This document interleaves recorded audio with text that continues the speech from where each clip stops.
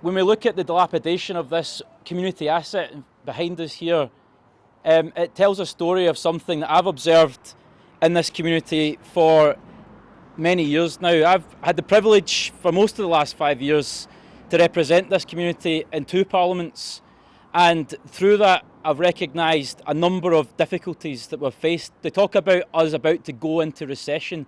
Well, I'm afraid this community has been in recession for years. We've seen a relentless attack on the living standards of the north of Glasgow, and it has been a disgrace to witness. We require organisation on the streets, we require organisation in the trade unions, we require organisation to defend assets like this. And it doesn't just come down to impotently protesting outside, it's about analysis and an understanding of the exploitation. And that's why this event today is so important. Look around you. You know, exploitation isn't a guy out of the Monopoly board coming up with a top hat and a curly moustache, mendaciously boarding up a centre and going, ha, I'm walking away with all the money. It's much more banal than that. The exploitation, the cuts, the attack on living standards, the transfer of wealth from poor people to rich people is much more subtle, because that's how they get away with it. The ruling class of this country don't go out there and publicise what they're doing.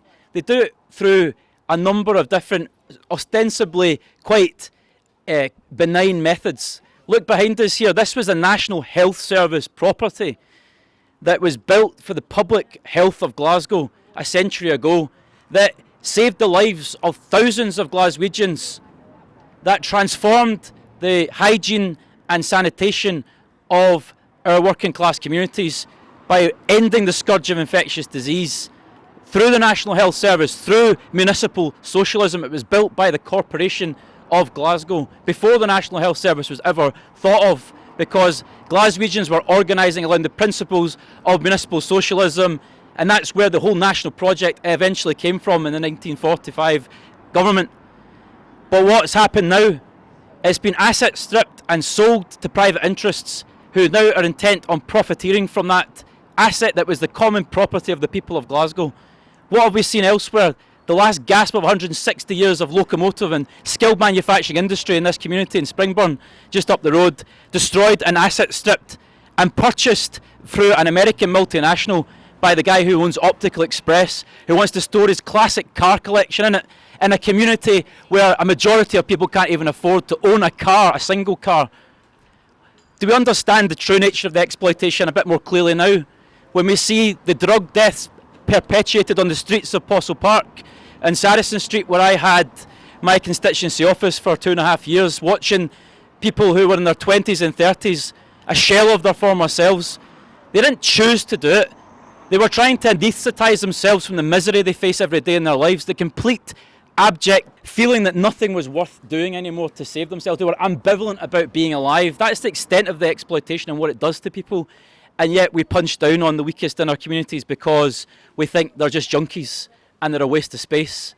No, they're actually people who have every right to check out because they've been abandoned by our community. They've been abandoned by the government. They've been abandoned by the system of power in this country. And that's why when I'm doing this work about drug deaths, it's not about just treating the symptoms, it's about treating the cause. It's about treating the cause of alienation and exploitation. Facilities like this should be a haven for the community, a place where people can get heat, warmth, a sense of companionship, a sense of validation, a sense that we can build something bigger than ourselves as a community. That's what it's about. It's a facility for the wealth of the community to express itself. Yet we have a balance sheet government system run by accountants who simply see it as a liability, another thing to be sold off so they can patch up the crumbling edifice of our public realm. The obscene transfer of wealth that Matt spoke about when it comes to the movement of revenue from the bank balances of this community into the coffers of the multinational utilities that are stripping this community dry. When every penny in those bank accounts is spent back out the door again, they're not going to Swiss bank accounts. That's why we're in a recession in this community, because people can barely feed themselves. People can barely keep their houses warm, never mind buy anything else, never mind a luxury like a holiday or something like a car. That's why we've been in recession for years here. So it comes as no surprise that the rest of the country has been dragged down with us now with this Tory government. But what we also need to understand is what we could do differently. The campaign that Matt refers to, the campaign that Ellie and the team at Get Glasgow Moving have been running persistently for 5 years now, speaks to the commonwealth that we should have it all in our communities, that the revenues that are obscenely siphoned out of every part of this city could be coming back to the common enrichment of us all.